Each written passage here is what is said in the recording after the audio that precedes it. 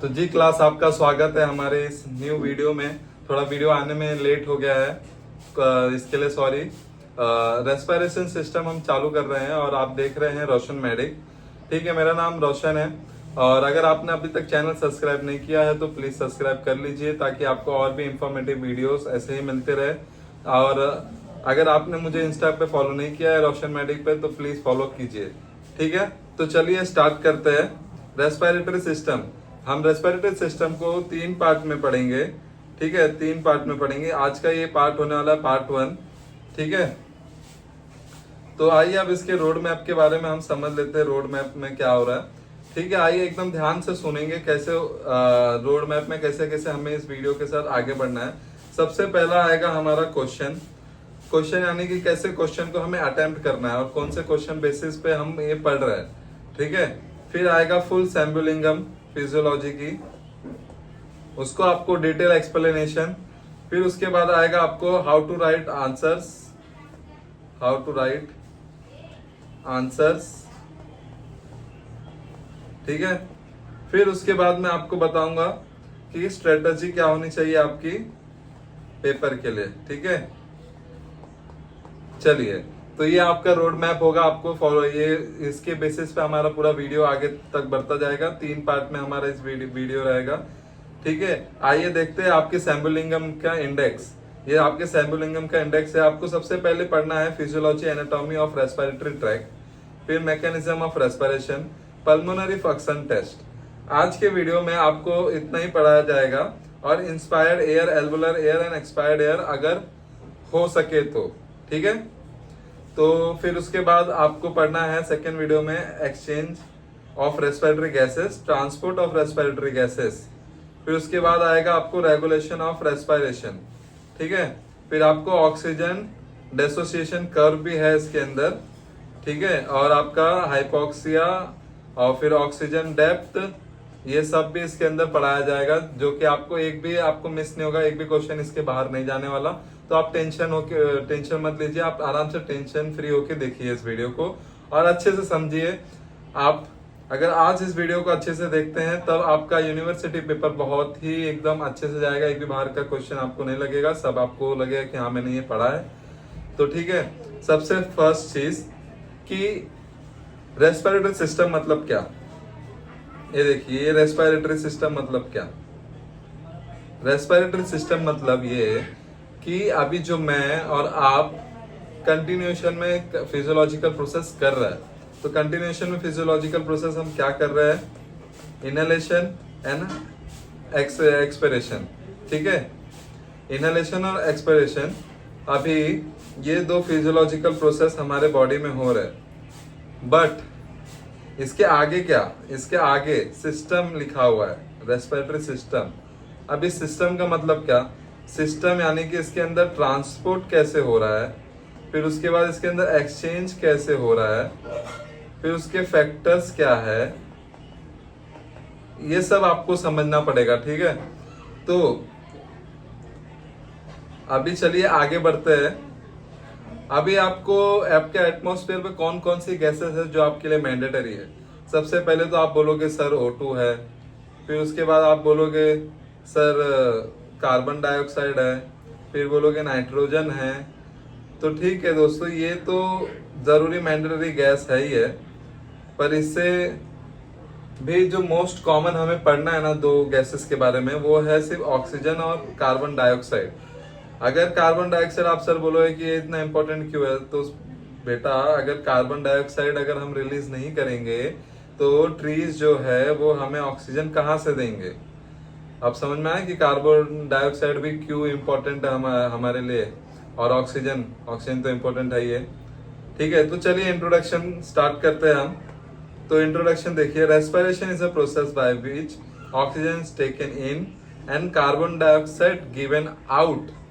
ठीक है, the first breath takes place only after birth. कभी आपने ये सोचा है कि हम जब फिटल लाइफ में रहते हैं यानी कि इंट्रा यूट्रिन लाइफ में रहते हैं तो हम सांसें कैसे लेते हैं, क्योंकि सब ये तो सबको मालूम है कि बाहर आने के बाद सब सांस लेते हैं, तो अंदर कैसे सांस लेते हैं, तो चलो ये बताता हूं मैं आपको।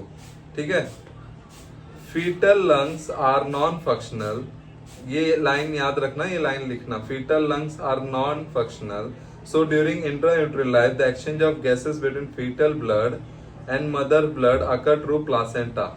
आपने रिप्रोडक्टिव सिस्टम में पढ़ा होगा प्लासेंटा के बारे में, प्लासेंटा से ही बेबी, प्लासेंटा के कॉर्ड से ही बेबी कनेक्ट होता है। तो फीटल ब्लड यानी कि जो बच्चा गर्भ में होता है उसका ब्लड और मम्मी का ब्लड, ठीक है, मम्मी के ब्लड के वजह से ही बेटे को या बेटी को ऑक्सीजन सप्लाई होती है प्लासेंटा के कॉर्ड के थ्रू।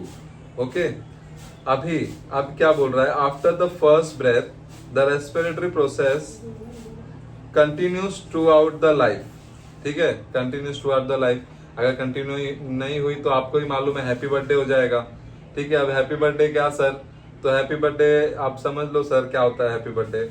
फिर permanent stoppage of respiration occurs only at happy birthday. तो उसके ऊपर हम केक नहीं काटते हैं, इसमें हम पूरी सब्जी बांटते हैं। ठीक है, यानी कि डेथ हो जाती है।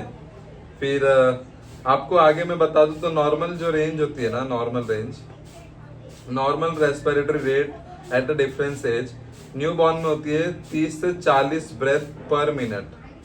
फिर अर्ली चाइल्डहुड में होती है 20 to 40 minutes, 40 breaths per minute. ठीक है, ये एक इंफॉर्मेशन है जो आपको याद करना है। लेट चाइल्डहुड में होती है 15 टू 25 ब्रेथ पर मिनट्स, ब्रेथ को लिख देता हूं, breath per minute.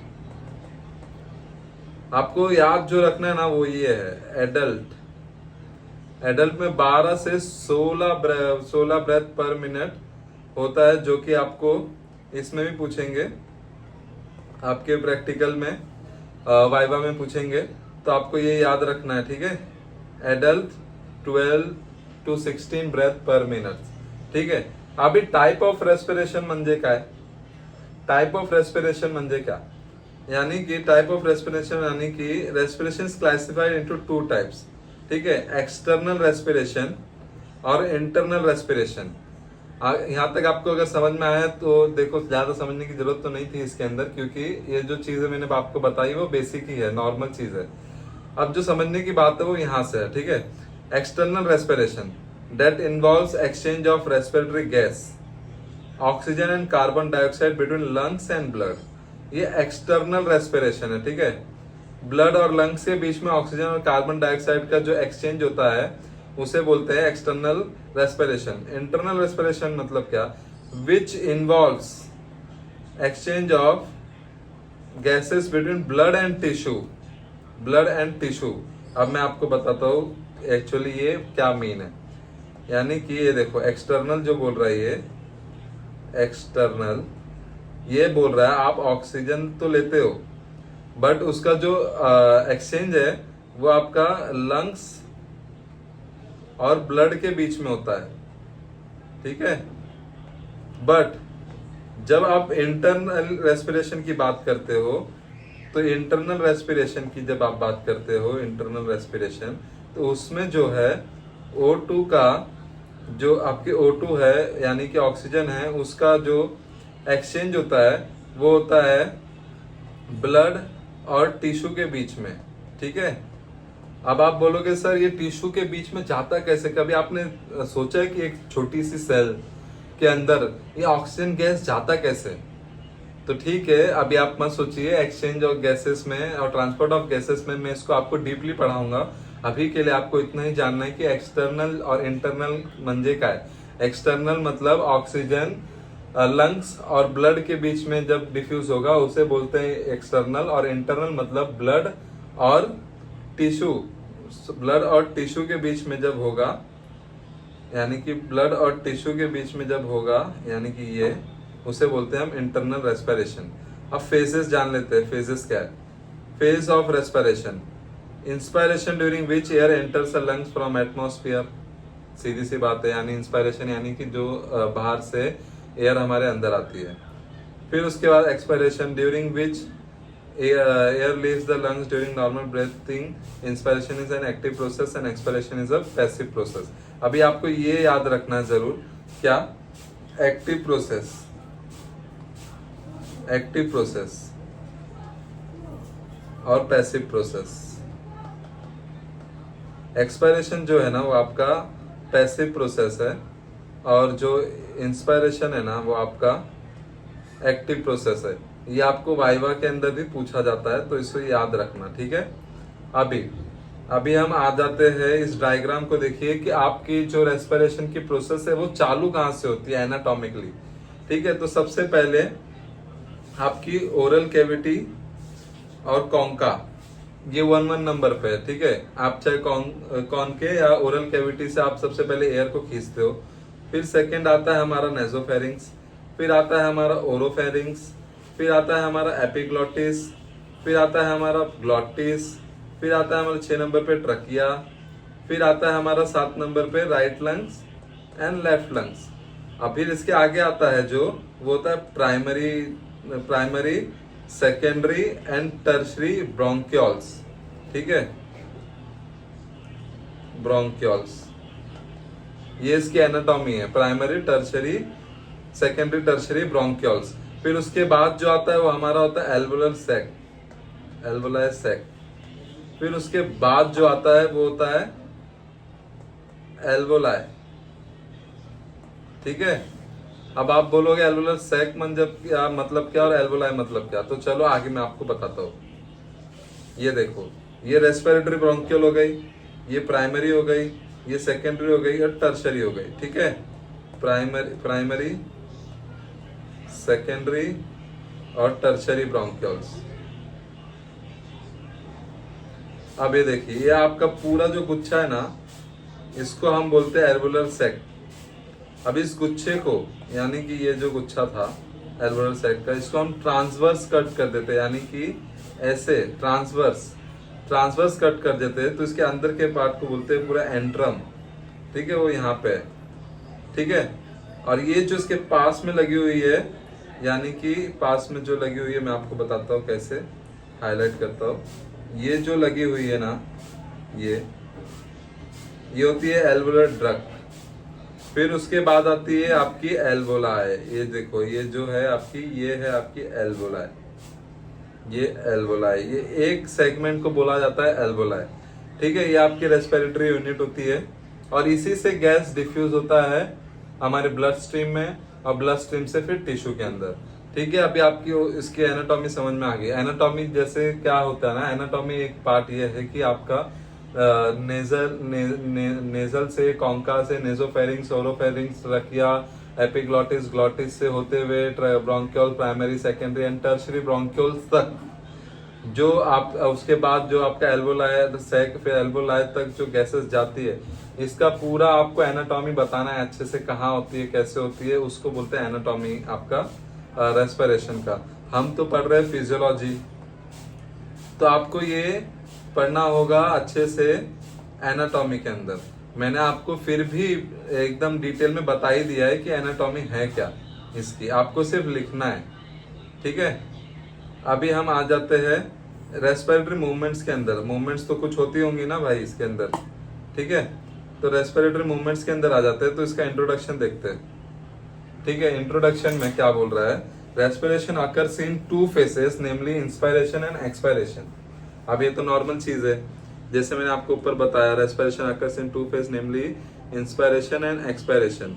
During inspiration thoracic cage, inspiration में क्या बोल रहा है, अभी मैं आपको थोरेसिक केज थोड़ा बना देता हूँ, आपके लिए इजी होगा। थोरेसिक केज, ये आपका स्टर्नम हो गया, ठीक है। फिर उसके बाद आ गई आपकी ये थोरेसिक केज, ये आपका थोरेसिक केज, ठीक है। ये हो गई आपकी ट्रू रिब्स, यहाँ पे ट्रू रिब्स हो गई, यहाँ पे फॉल्स रिब हो गई, यहाँ पे फ्लोटिंग रिब्स हो गई, ठीक है। फिर यहाँ पे आपका जो होता है इसके सेंटर में वो आता है आपका हार्ट। फिर उसके बाद यहाँ पे आपका जो लंग्स के बीच में बना होता है कार्डियक नॉच। फिर आप अब यहाँ पे आ जाइए वापस से, देखिए क्या मैं बोल रहा हूँ आपको। thoracic cage enlarge and lungs expand so that air enters the lungs easily during expiration। जब एक्सपायरेशन करते हैं ना हम लोग, तो लंग्स को ना स्क्वीज करते हैं, ठीक है, बाहर करते हैं, but at the same time thoracic cage जो है ना वो एनलार्ज होता है, यानी कि बढ़ता है, ठीक है, ताकि वो बढ़ता है, ताकि वो जब इंस्पायरेशन करना हो तब आराम से एयर लंग्स आराम से इसके अंदर फूल जाए, ताकि इसके अंदर आराम से हमारा वो हो पाए। रुको, थोड़ा सा गलत बना दिया मैंने, इसकी साइज कम कर लेता हूँ, थोड़ा सा गलत बना दिया है। हाँ, अब बनाता हूँ, एक मिनट। ये आपकी लंग्स है और ये आपकी लंग्स है, ठीक है। अभी एक्सपायरेशन हो गया, ठीक है। अभी आगे देखिए, the thoracic cage and lungs decrease in size and attains the pre inspiratory position so that air leaves the lungs easily. अब ये क्या बोल रहा है, थोरेसिक केज, अब ये जो केज है, लंग्स डिक्रीज इन साइज, अब ये ना डिक्रीज हो रहे हैं साइज में, ठीक है। अब ये साइज में डिक्रीज हो रहे हैं, यानी कि डिक्रीज, ये हर जगह से डिक्रीज कर रहा है अपने आप को। And attain the pre inspiratory position, pre inspiratory यानी कि खींचने के लिए, हमें सांस खींचने के लिए, यहाँ से एयर O2 खींचने के लिए भी तो यहाँ पे वैक्यूम क्रिएट करना पड़ेगा। तो उस वैक्यूम के लिए ये सब छोटे होते जा रहे हैं, ठीक है। ये वैक्यूम के लिए सब छोटे होते जा रहे हैं, साइज अपने डिक्रीज कर रहे हैं, ताकि so that air leaves the lungs easily, lungs में से एयर भी बाहर निकल जाएगी आराम से, और फिर प्री इंस्पायरेटरी पोजीशन बन जाएगा। ये देखो, प्री इंस्पायरेटरी पोजीशन बन जाएगा, यहाँ पे लिखा हुआ है प्री इंस्पायरेटरी पोजीशन बन जाएगा। During normal quiet breathing inspiration is active process and expiration is a passive process. During normal quiet breathing, जैसे मैंने आपको बताया था, एक्सपायरेशन जो होता है वो पैसिव प्रोसेस होता है, और एक्टिव प्रोसेस जो होता है वो हमारा इंस्पायरेशन होता है। अब मसल्स इसके अंदर कौन कौन से होते हैं, ठीक है। अब इसके अंदर मसल्स होते हैं, इंस्पायरेटरी मसल्स और एक्सपायरेटरी मसल्स। अब इसके अंदर भी देखो, however respiratory muscles are generally classified into two types, ये भी 2 टाइप्स के अंदर क्लासिफाइड किए गए। एक तो होता है हमारा प्राइमरी और सेकंड होता है हमारा एक्सेसरी, ठीक है। प्राइमरी में क्या आता है, प्राइमरी और मेजर रेस्पिरेटरी मसल, ये आपका मेजर रेस्पिरेटरी मसल है, ठीक है, which are responsible change in size of thoracic cage during normal quiet breathing. अब ये प्राइमरी जो है ना, प्राइमरी आपका जो रेस्पिरेटरी मसल होता है वो थोरेसिक केज का साइज बढ़ाने के लिए रिस्पॉन्सिबल होता है, ठीक है। चेंज इन साइज में रिस्पॉन्सिबल होता है, change in size, change in size में रिस्पॉन्सिबल होता है। अब ये जो आपका एक्सेसरी है ना, अब ये जो एक्सेसरी रेस्पिरेटरी मसल है, that helps primary respiratory muscles during force respiration. अभी ये जो भाई है ना, ए वाला एक्सेसरी, यही इसको हेल्प करता है प्राइमरी को फोर्स इसके लिए, फोर्स रेस्पिरेशन के लिए, फोर्स रेस्पिरेशन के लिए। अब फोर्स रेस्पिरेशन मतलब क्या, यानी कि IRV और ERV, इंस्पायरेटरी रिजर्व वॉल्यूम और एक्सपायरेटरी रिजर्व वॉल्यूम, जो कि मैं आपको बताऊंगा ये क्या होता है। यानी कि आप जो फोर्सफुली सांस अंदर खींचते हो और फोर्सफुली निकालते हो, इसमें हेल्प करता है हमारा एक्सेसरी मसल्स, ठीक है। तो फोर्सफुल में हमारा मदद करता है एक्सेसरी मसल्स, ठीक है। अब इंस्पायरेटरी मसल्स और एक्सपायरेटरी मसल्स 2 थे, उसके अंदर भी आते हैं हमारे प्राइमरी और एक्सेसरीज। अब प्राइमरी की हेल्प करता है एक्सेसरी, क्यों, जब वो फोर्स करना होता है, ठीक है, तभी वो हेल्प करता है। और हमारा जो प्राइमरी रेस्पिरेटरी मसल होता है वो मेजर मसल होता है, ठीक है। अब आगे बढ़ते हैं, इसका आगे बढ़ते हैं inspiratory muscles. Muscles involves in inspiratory movement are known as inspiratory muscles. Primary inspiratory muscles are, अब ये ध्यान से सुना, प्राइमरी इंस्पायरेटरी मसल्स क्या होता है। प्राइमरी इंस्पायरेटरी मसल्स होते हैं आपके diaphragm, which is supplied by phrenic nerve. ये आपको वाइबा में पूछा जाएगा, जरूर वाइबा में पूछेंगे। फ्रेनिक नर्व जो कि होती है C3 एंड C5। C3 और C5 का मतलब होता है सर्वाइकल 3 नंबर का और सर्वाइकल 5 नंबर तक, यानी कि 4 भी इसके अंदर इंक्लूडेड है। आप तो सर आपने सर्वाइकल 4 क्यों नहीं लिखा, मैं इसको आपको इसके लिए अलग से बता रहा हूँ ताकि आपको याद होगा। ये 3, 4, 5, ठीक है। An intercostal muscle, an external intercostal muscle, an external intercostal muscles supplied by intercostal nerves T1 to T11, T1 to T11। यानी कि टी का मतलब होता है थोरैक्स, ठीक है, थोरैक्स, ठीक है। थोरैक्स मसल को सप्लाई करती है इंटरकोस्टल नर्व्स, जो कि होती है T1 से T11 तक, ठीक है, एक्सटर्नल इंटरकोस्टल मसल्स को, ठीक है। अब आगे बढ़ते हैं, अब एक्सेसरीज में आ जाती है। अब एक्सेसरीज क्या थी, जैसे मैंने आपको बताया था, एक्सेसरीज थी जो कि प्राइमरी वालों को हेल्प करती थी, प्राइमरी वाले इसको इंस्पायरेटरी मसल्स को हेल्प करती थी फोर्सफुल रेस्पिरेशन के लिए, फोर्स्ड रेस्पिरेशन के लिए, ठीक है। अब इसमें कौन कौन से ये आते हैं मसल्स, अब इसके अंदर मसल्स आते हैं sternocleidomastoids, scaleni, anterior serratus elevators of scapula and pectoralis and accessory inspiratory muscles. अब मैं आपको एक एक मसल्स बना के दिखाता हूँ कि एक एक मसल्स होता कहाँ है, ठीक है। तो देखिए, सबसे पहले SCM मसल, स्टर्नोक्लीडोइड मसल, ये आपका सर है और सर के ये नेक है। ये जो पोर्शन होता है आपका, यहाँ पे एक ट्रायंगल बनता है, ठीक है, यहाँ पे आपका क्लेविकल है, ठीक है। ये जो मसल होता है ना, इसे बोलते हैं हम स्टर्नोक्लीडोमास्टोइड मसल, ठीक है। फिर उसके बाद आती है आपकी स्कैलिनी मसल। स्कैलिनी मसल ना आपकी यहाँ होती है, देखो ऐसे ऐसे ऐसे, ये भी गर्दन पे ही रहती है, यहाँ पे ये स्कैलिनी होती है और ये स्टर्नोक्लीडोइड होता है, ठीक है। फिर ये दो हो गए। अब ये क्या होता है, एंटीरियर सेरेटाई। अब एंटीरियर सेरेटस कहाँ होता है, वो होता है स्कैपुला पे, ठीक है। स्कैपुला का जो एंटीरियर सेरेटर मसल होता है वो भी हेल्प करता है इसके अंदर, ठीक है, anterior serratus muscle, anterior serratus muscle, ठीक है, जो कि यहाँ पे होता है। फिर उसके बाद होता है हमारा elevator of scapula. Elevators of scapula यानी कि कौन कौन होते हैं एलिवेटर ऑफ स्कैपुला, जो स्कैपुला को एलिवेट करते हैं ऊपर की तरफ, यानी कि डेल्टॉइड, पेक्टोरालिस, ये सब मसल। तो pectoralis muscle are necessary inspiratory muscles, क्योंकि जो हमारा चेस्ट होता है, अभी मैं आपको पूरा एक बार पूरा ह्यूमन बॉडी बना के बताता हूँ। ये देखो, ये हमारा सर हो गया, ये हमारी गर्दन हो गई, ये हमारा चेस्ट हो गया, ये दो हाथ हो गए और ये दो पैर हो गए।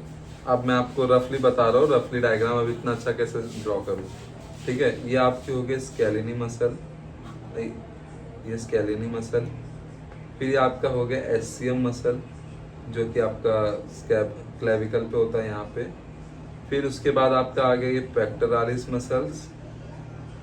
फिर उसके बाद आपका पीछे की तरफ जहाँ पे स्कैपुला होता है, स्कैपुला, यहाँ पे हो गया आपका सेरेटस एंटीरियर, और सेरेटस एंटीरियर और डेल्टॉइड जो, और पेक्टोरालिस जो इसको उठाने में मदद करते हैं, यानी कि एलिवेटर्स ऑफ स्कैपुला है, जो एलिवेट करते हैं यानी कि ऊपर की तरफ उठाते हैं। तो ये सांस लेने में मदद करते हैं फोर्सफुली। देखो, जब हम फोर्सफुली रेस्पिरेशन करते हैं तो हमारे कंधे भी तो उड़ जाते हैं ना, इसके लिए, ठीक है। और फिर प्राइमरी एक्सपायरेटरी, ये जो है हमारा प्राइमरी एक्सपायरेटरी, एक मिनट, हाँ, ये देखो primary expiratory muscles. Primary expiratory muscle are internal intercostal muscle और which are innervated by intercostal nerve. External intercostal muscles thoracic nerve से, और इंटरनल को इंटरकोस्टल मसल्स इंटरकोस्टल नर्व से। और उसके बाद जो हमारा फ्रेनिक नर्व है वो डायफ्राम से।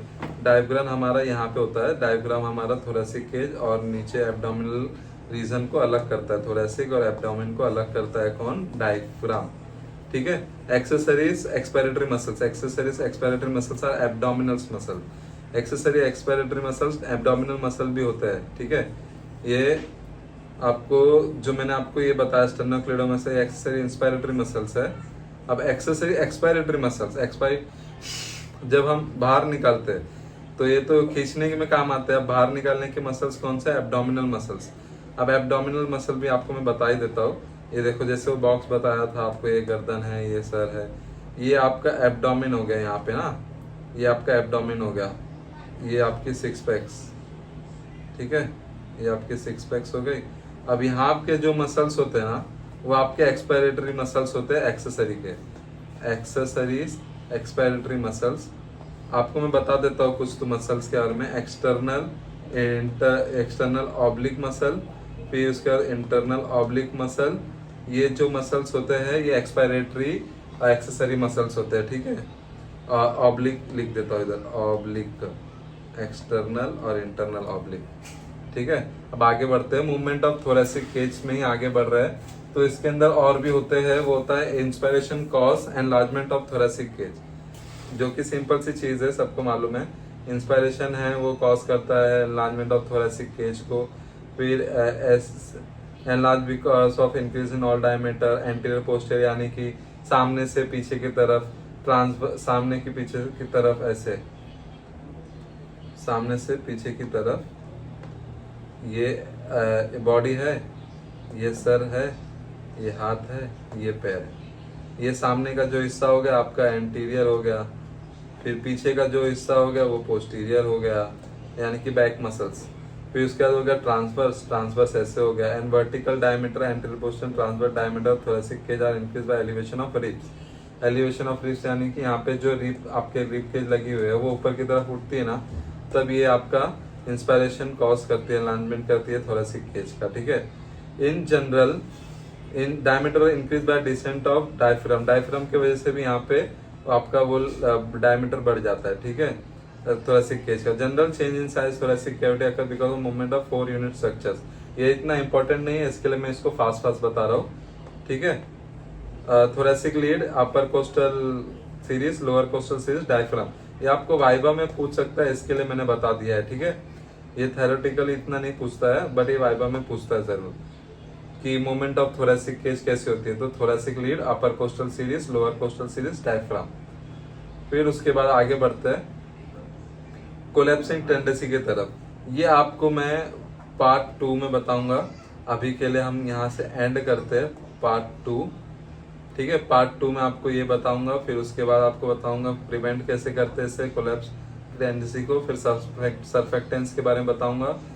फिर उसके बाद आपको सर्फेक्टेंस बहुत अच्छे से समझाना पड़ेगा, क्योंकि सर्फेक्टेंस जो है वो हमारा ये है, बहुत मेन है, ये आपके 7 मार्क्स में पूछा जाता है। फिर पल्मोनरी फंक्शन टेस्ट, फिर ये सब बताऊंगा, फिर ट्रांसपोर्ट और एक्सचेंज ऑफ गैसेस बताऊंगा, ठीक है।